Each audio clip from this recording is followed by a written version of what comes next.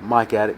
Well, y'all took me down memory lane. I have to admit I didn't remember either one of those instances till you mentioned it. But it just goes to show you that time can flow and you never know the things you can do. Anybody in this room can touch somebody. It may not be in a big way. I've heard some folks say a couple of things that made me think about saying that I've used a long time. What brought me here is not going to be what keeps me here. The bad things will go away. You'll fix the problems. She'll talk to you again. Ken talked about transformation. Once the transformation does happen, what you realize is that what brought me here was threats. What keeps me here is the good stuff that I get. And I think that that's something worth worked for. You can be a member, just like I can be a member of Lifetime Fitness, and they can take that money out every month. But if I never brace the doors, yeah, I'm a member, but am I getting the benefits? And I'd have to say that there's a difference, isn't there? So here, to be a member, anybody, membership does have certain privileges, but to be a fellow, I have to work the steps, and I highly recommend it. When I hear the word independence, and somebody's already stolen my thunder, but it was the first time that the first thing I thought of in the 12 and 12, it talks about dependence on God is the way to true independence of the Spirit. And I have to say that being around here, I still need to practice daily basis these rituals, even when I think it's the good times and I don't need to pray to Big G. I need to stay in the habit of doing these things because I truly do know that the key to being around here is paying the premiums in the good times. And that right there is the best kept secret. And we don't do nothing but try to tell it. But getting it between people's ears is the hardest thing on earth, because I see people get things fixed and where'd they go? And you know, when I was talking about you never know what you could do, and Ken mentioned the beginnings of this thing when First Freedom was the first group. I'm wearing the first anniversary of Eon t-shirt. It said 2010. That means we started it in 2009. One of them's in here, one of them moved to Florida. A couple have crashed and burned.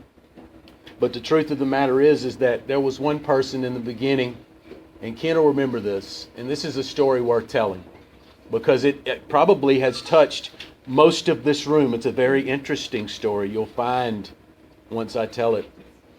This guy used to come to our meetings. He was my first sponsor. His name was Brad Warren. You remember him.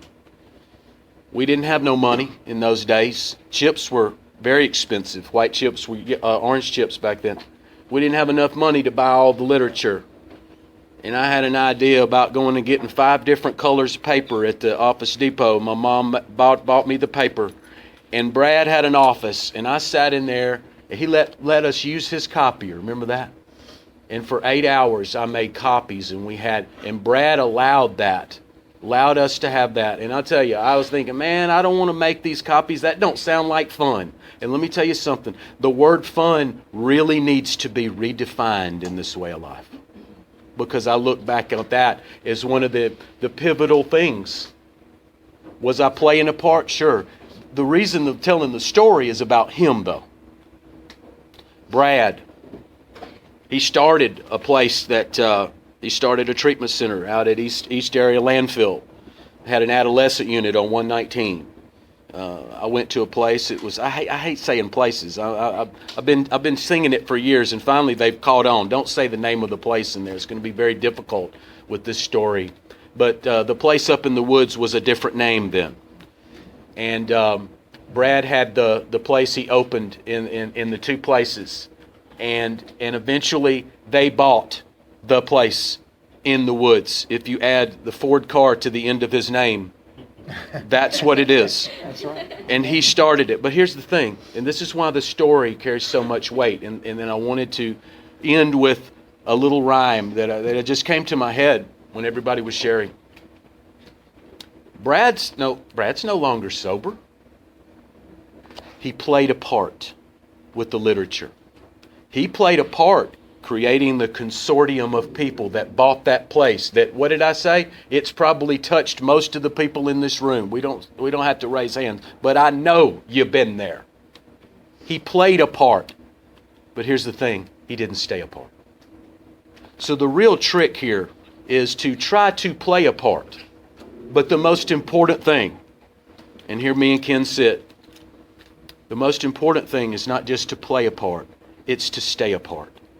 And that staying apart begins to look differently. I don't try to run the show anymore. I was clamoring for election to all the offices. I was on an ego trip. I was high on title of the dope of power. And I don't even go there anymore. But I still play my little part. And some people remember sometimes. And they make me reflect on this has been a lifetime journey, one day at a time. And I'm telling you, it's had its ups and downs, but the good far outweighs the bad, people. Please let us see you here next year. And I'll throw out something that I used to say all the time, and Ken will remember this. If you're here in 365 days, I'll buy you a steak dinner. I'll pass.